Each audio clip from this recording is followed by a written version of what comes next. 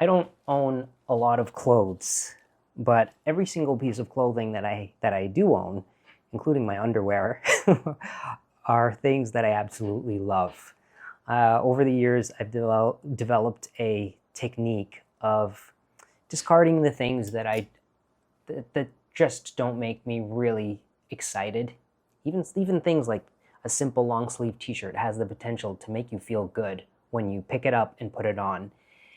And if that's not the case, I get rid of it. But what I've also learned is how to acquire things that fit that requirement, that I'm going to bring something new into my life and I'm absolutely going to love it. Over the years, what that has meant is that some of the things that I need for my wardrobe need to be custom made. And yesterday I was in New Jersey. I was there 3 months ago to find a garment to wear to my friend's wedding, and I needed an Indian garment. So I went looking, and yesterday I picked up most of the garments. On that first trip a few months ago, I found stuff that I liked, but nothing that I saw was anything that I loved. And there's the difference for me. I am not going to bring something home if I just kind of like it, because I know what will happen. I'll wear it once, I might wear it twice, and then I'll kind of not be motivated to continue wearing it. I'll choose something else that I actually love. And even if it isn't an Indian garment, like I'll put a suit on instead if I have to decide between the two. So I've just learned, don't do it. Don't spend less money on something that you kind of like, just because you need a garment for that occasion. Wait and figure out how to find something that you absolutely love. And when I was in New Jersey, the opportunity was presented to have things custom made. The problem with my first trip to New Jersey is I saw some Indian clothes that I really loved, that I really liked, but they weren't pure cotton or pure silk. They were polyester or they were a blend, and I don't like that. One of the things that I love about Indian clothes is when they're made of pure natural fibers, 100% cotton or 100% silk. That's one of the characteristics of that clothing that is associated with the climate. It's a hot climate, and those fibers allow your body to breathe. I don't want to wear a garment that's made of synthetic plastic-like fibers. They just make me sweat, and they're not pleasant. So what had happened was I asked if they could make certain garments out of pure silk in India, and they said yes. So I picked out some fabric, I picked out the designs of what I liked, and then everything was sent to India, and it took 3 months, and yesterday I got to try everything on. Some of the things fit perfectly, some of the things need some alterations, like sleeves shortened, trousers taken in, but the sort of the jewel of all of the things that I ordered is a yellow kurta top that needed to be embroidered by hand, and it turned out so beautifully. It just blew my mind. If you're curious about the investment of having something custom made, I will tell you a little bit about my experience. The advantage of having something custom made is that you can often choose the fabric, you can often choose really nice fabric, you can have the garment made to fit you well, and you can ask for construction techniques that make the garment just better made. Or if it's up to the tailor or the establishment and they know what they're doing, they can employ techniques that will make it just better and nicer. Now, here's the downside. You either have to know about cloth, fit, construction technique, or you have to trust that they do. And if you don't know about cloth or construction technique or how something should fit, then you go in and they ask you about how long do you want this to be, or how wide do you want your lapel to be?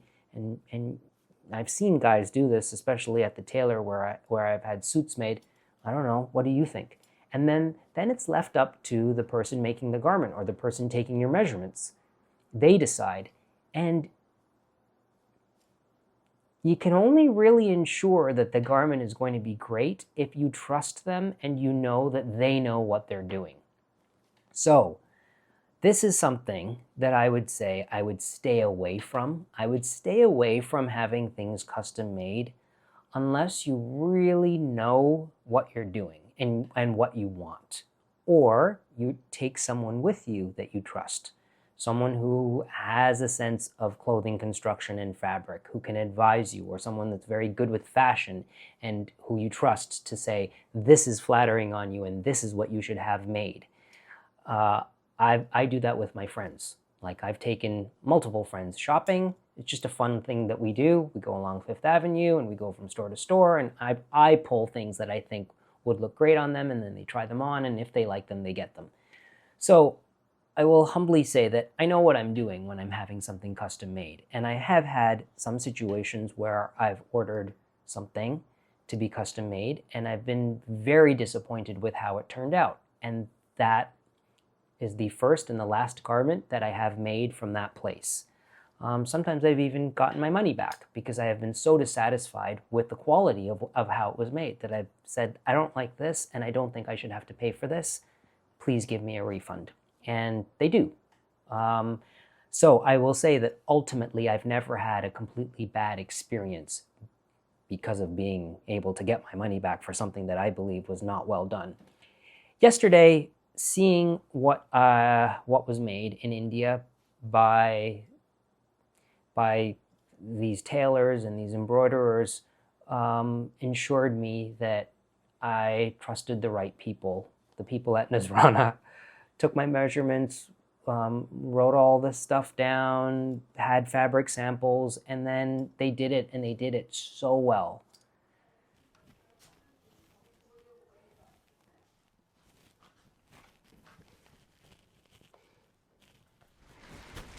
Wow.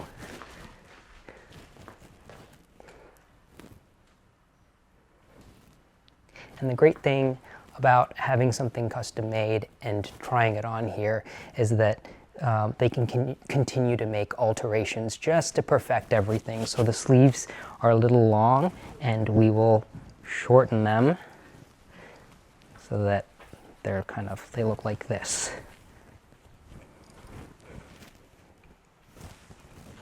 Oh, and there's shoes too. They made custom shoes.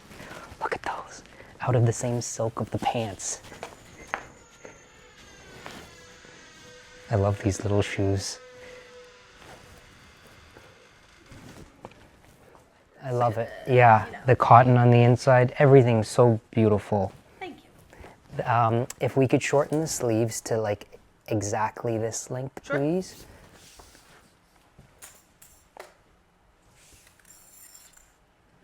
So the 22 mark. Yes, That's good. please. Hello. How you doing? Are you the tailor Dilip uncle? Yes. Okay.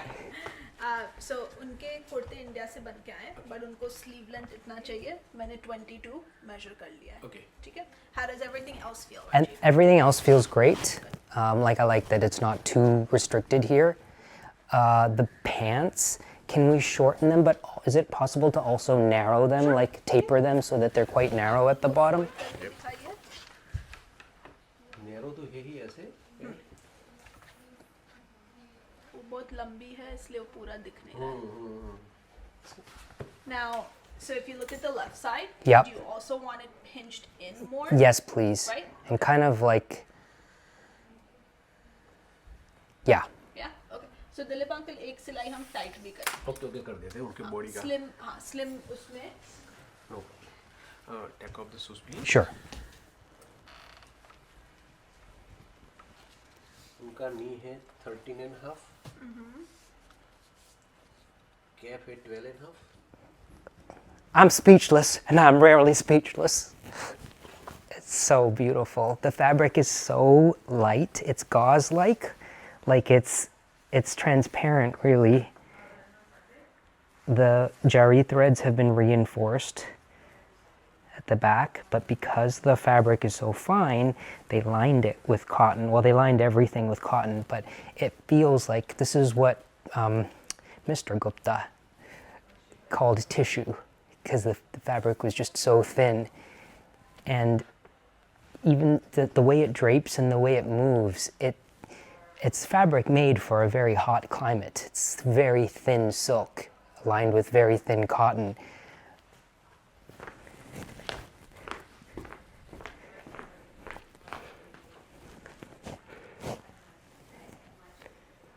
I love, like, the original garment that I gave them to copy had been tailored and altered, and they really copied it faithfully. The sleeves are like cut very close to the shape of my arms so that it allows movement, but it's close fitting.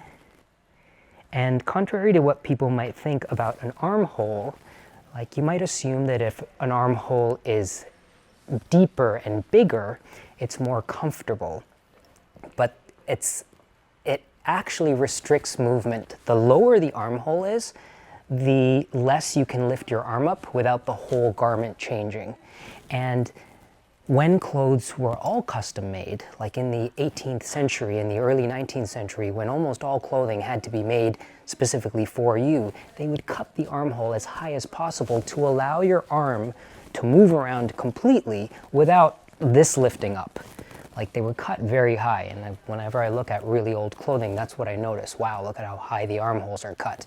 This armhole is cut very high, and what it enables me to do is I can lift my arm up. I can even put my arm up like this, and this is not moving.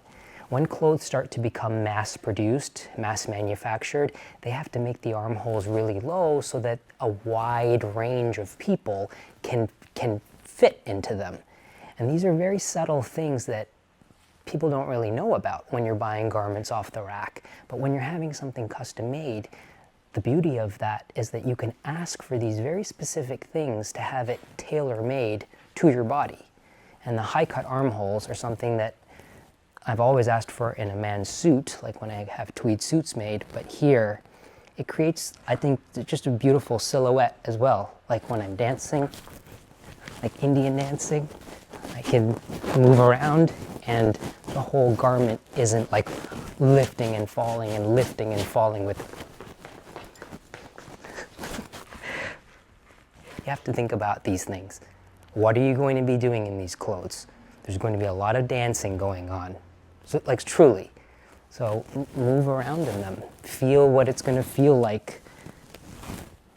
Third waist. So I wouldn't like alter anything except the length. If that's okay. Yeah. And then the same. 37.5. Yeah. Actually, could we just check? Yep.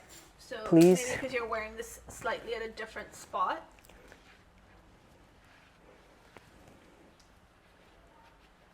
Okay. Yeah. Feels good? Yep. Is that okay?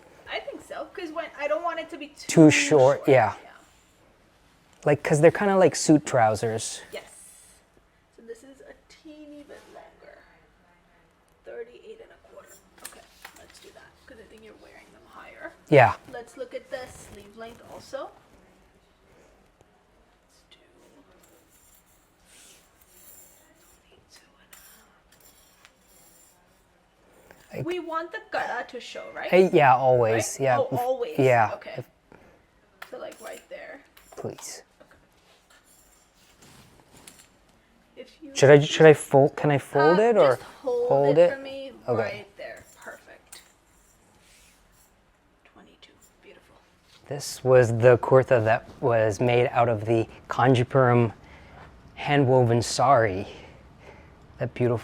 This beautiful cream and gold sari.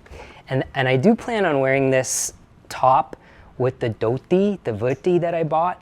That was that shot color, blue, purple, orange. But because it was made out of a sari and there was so much cloth, I did ask them to make trousers as well.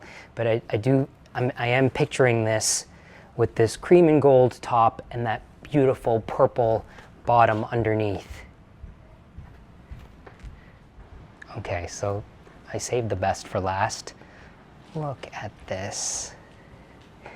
This was hand embroidered. This is what took the longest. They copied that garment that was polyester that we sent to India.